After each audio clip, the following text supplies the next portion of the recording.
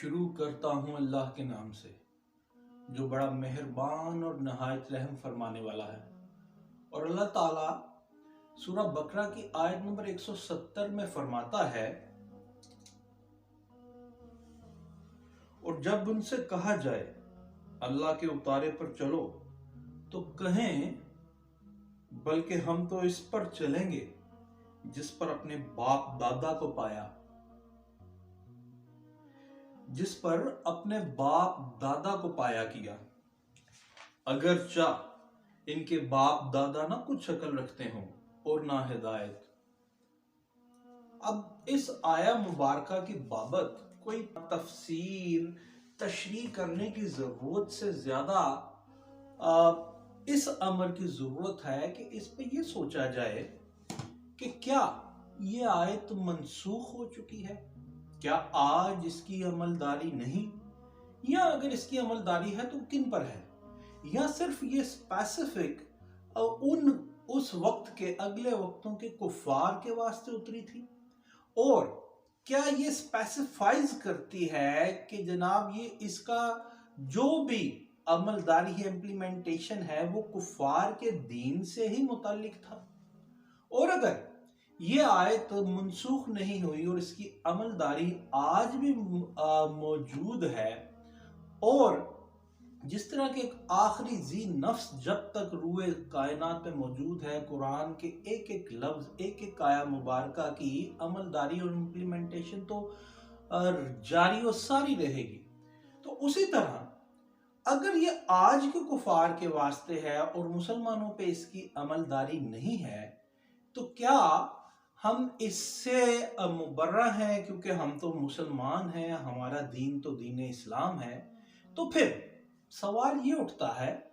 کہ ہم مسلمان ہو کے دین اسلام میں داخل ہونے کے باوجود آئے روز زبان زدے عام ایک دوسرے کو یہ کیوں کہتے رہتے ہیں کہ ہم نے تو اپنے باپ دادا کو یوں نماز پڑھتے دیکھا، یوں نماز پڑھتے دیکھا، یوں نماز پڑھتے دیکھا، پائنچے اوپر کر کے پائنچے نیچے کر کے؟ ہم نے تو اپنے باپ دادا کو ایک نشست میں طلاق دیتے ہوئے دیکھا اور اس کی عملداری بھی دیکھی۔ پھر ہم کوئی یہ کہتا ہے کہ ہم نے تو اپنے باپ دادا کو اس طرح دیکھا کہ انہوں نے طلاق بھلے 30 دفعہ دی مگر وہ کنسیڈر کی جائے گی اور 3 توہر کے بعد منظور کی جائے گی۔ پھر ہم یہ بھی دیکھتے ہیں کہ ہم کہتے ہیں ہم نے تو اپنے باپ دادا کو اسی طرح دیکھا کہ وہ دنیا سے اس طرح ڈیل کرتے تھے، وہ اخلاقی، دینی، سماجی معاملات اس طرح ڈیل کرتے تھے۔ تو پھر یہ کیا ہے؟ کہیں ایسا تو نہیں کہ اس آیت کی عملداری سے ہم اپنے آپ کو جو مبرہ سمجھ رہے ہیں دین اسلام میں داخل ہونے والے لوگ، یہ ہماری خام خیالی ہے؟ کہیں ایسا تو نہیں کہ یہ آیت صرف یہ کفار کے واسطے نہیں اتری بلکہ یہ ہمارے واسطے جاری و ساری ہے اس کی عملداری؟ کیا یہ ایک سوال ایک مسلمہ حقیقت نہیں رکھتا اور ایک بہت بڑی سوچ کو جنم نہیں دیتا کہ اگر ایک کافر کے واسطے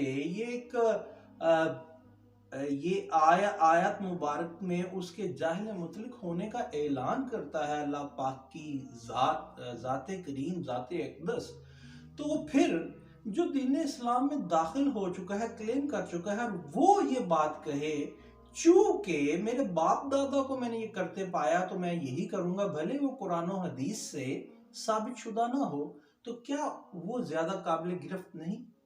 ان تمام سوالوں پہ سیر حاصل بحث کے واسطے آپ کمنٹ باکس میں ضرور بتائیے کہ آپ کی کیا آرا ہے، اور یہ ضرور بتائیے کیا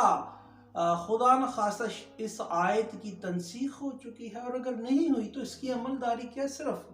بے دین لا دین لوگوں پر ہے یا مسلمانوں پر بھی ہے؟ یہ کمنٹ باکس میں ضرور بتائیے گا۔